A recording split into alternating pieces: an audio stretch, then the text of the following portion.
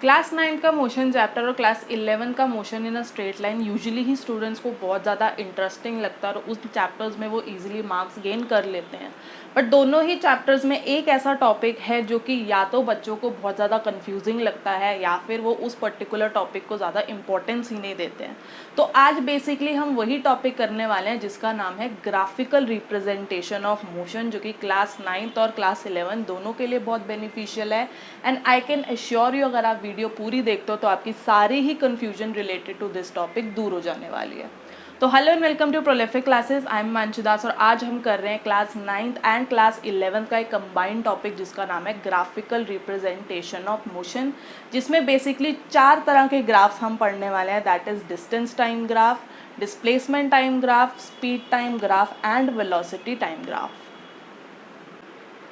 तो स्टार्ट करते हैं स्पीड टाइम ग्राफ से। इससे पहले मैं distance time graph, displacement time graph और वेलोसिटी टाइम ग्राफ की वीडियोस ऑलरेडी अपलोड कर चुकी हूँ। तो अगर आपने वो वीडियोस नहीं देखी और अगर आप इंटरेस्टेड हैं तो वो कार्ड्स में भी ज़रूर वीडियोस मेंशन होगी, तीनों की तीनों, और डिस्क्रिप्शन बॉक्स के अंदर भी मैं उनको ज़रूर मेंशन कर दूँगी।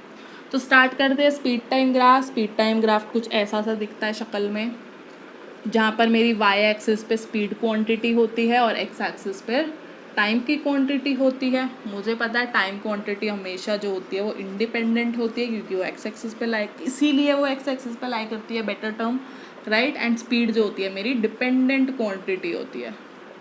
तो बेसिकली वही, अगर मेरा किसी भी तरीके का कर्व होगा तो मुझे पता होना चाहिए कि slope of speed time graph मुझे कौन सी क्वांटिटी देती है। तो स्लोप क्या होता था, वाई एक्सिस पे जोन सी भी क्वांटिटी और एक्स एक्सिस पे जोन सी भी क्वांटिटी हो। तो स्पीड टाइम ग्राफ के अंदर वाई पे कौन है, स्पीड बैठा हुआ है, एक्स पे कौन है, टाइम बैठा हुआ है। तो स्पीड अपॉन टाइम, अब मुझे पता है कि जो मेरी वेलोसिटी और स्पीड होती है उसके अंदर सिर्फ और सिर्फ डायरेक्शन का फ़र्क होता है। तो अगर मैं स्पीड अपॉन टाइम देख रही हूँ तो कुछ हद तक that is exactly same as velocity upon time. That means जो मेरी स्लोप है स्पीड टाइम की जो ग्राफ की, that gives me the acceleration, right. जैसे ही वेलोसिटी टाइम ग्राफ की स्लोप मुझे एक्सेलरेशन देती थी। Again area under the curve for speed time graph,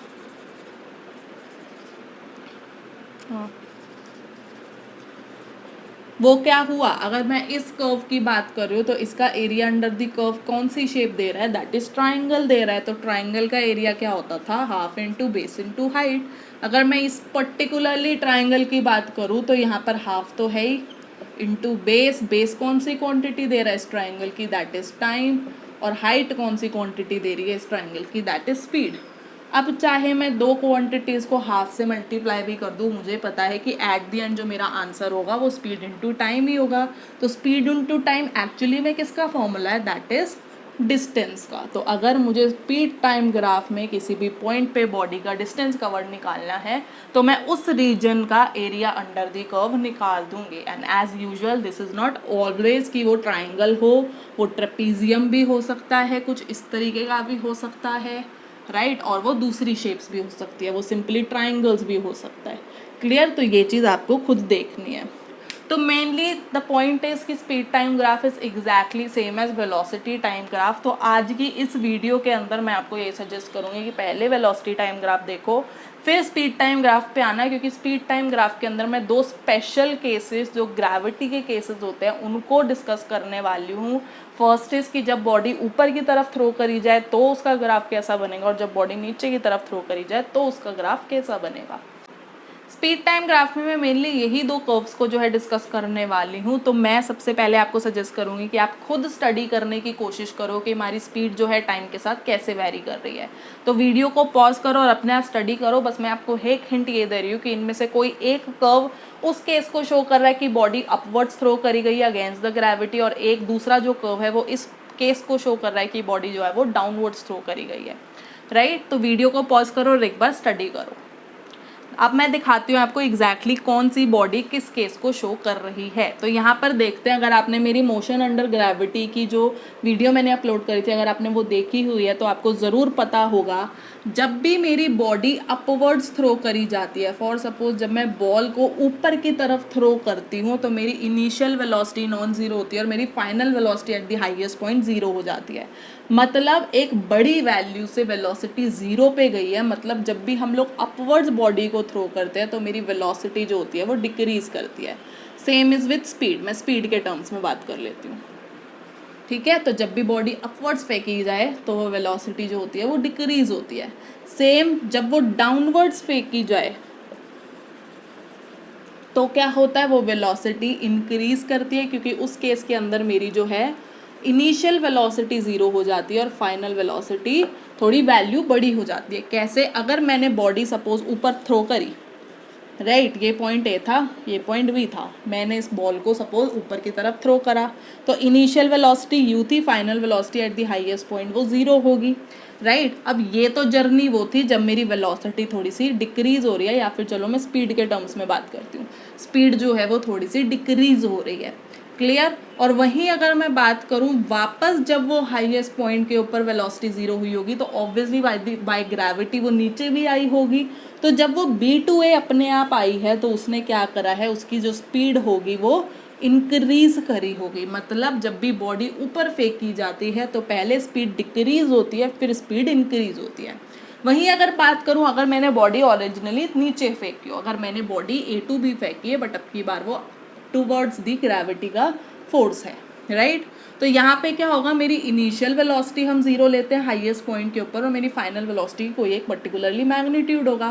तो इस केस के अंदर जब वो ऊपर से नीचे गई है, या फिर बोलूँ जो मेरी स्पीड थी वो ज़ीरो से लेकर कोई एक पर्टिकुलर क्वांटिटी आई है, मतलब मेरी जो स्पीड थी वो इंक्रीज हुई है, क्लियर। बट जैसे ही मेरी सपोज वो बॉल थी वो ज़मीन को टच करेगी तो वो डेफिनेटली बाउंस बैक भी करेगी, मतलब सपोज वो कुछ ऐसा मोशन शो करेगी from B to somewhat C, not particularly A, right. तो उससे क्या हुआ कि जब वो ऊपर की तरफ गई है तो मेरी यहाँ के केस में फाइनल वेलोसिटी ज़ीरो हुई है और इनिशियल वेलोसिटी समवट कुछ थी उसकी अपनी।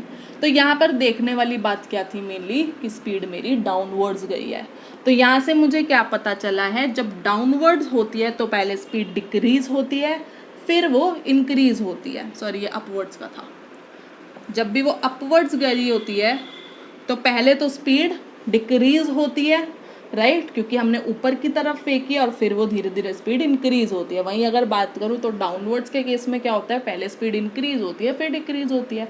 तो अब इन दोनों कर्व्स को पढ़ो और देखो कौन से केस में पहले इंक्रीज हो रही है और डिक्रीज हो रही है। तो फर्स्ट देखते हैं, विद टाइम स्पीड जो है मेरी वो डिक्रीज हो रही है, एक टाइम पर आई और स्पीड मेरी ज़ीरो हो गई है इस पॉइंट के ऊपर T पे, राइट, और फिर धीरे धीरे मेरी स्पीड जो है वो इंक्रीज हो रही है। तो फर्स्ट जो स्लोप है, सपोज ये पॉइंट A है, ये पॉइंट B है, ये पॉइंट C है, तो A to B मेरी स्पीड डिक्रीज हो रही है, B पर स्पीड इज़ ज़ीरो और B to C मेरी स्पीड इंक्रीज हो रही है। तो ऐसा कौन सा है जहाँ पर पहले स्पीड डिक्रीज होती है, ज़ीरो होती है, फिर इंक्रीज होती है, दैट मीन्स जब वो बॉडी अपवर्ड्स थ्रो करी जाए। दैट मीन्स ये जो मेरा फर्स्ट ग्राफ है वो क्या शो कर रहा है, वो क्या रिप्रेजेंट कर रहा है कि बॉडी मेरी अपवर्ड्स थ्रो करी गई है, क्लियर। सेकेंड में देखो, यहाँ पर देखो टाइम बढ़ रहा है, स्पीड इंक्रीज हो रही है, एक टाइम आया स्पीड ज़ीरो हो गई, राइट। यहाँ पर देखो ये पॉइंट A, ये पॉइंट B, ये पॉइंट C, या फिर अलग नाम ले लेते हैं अलग ग्राफ के लिए।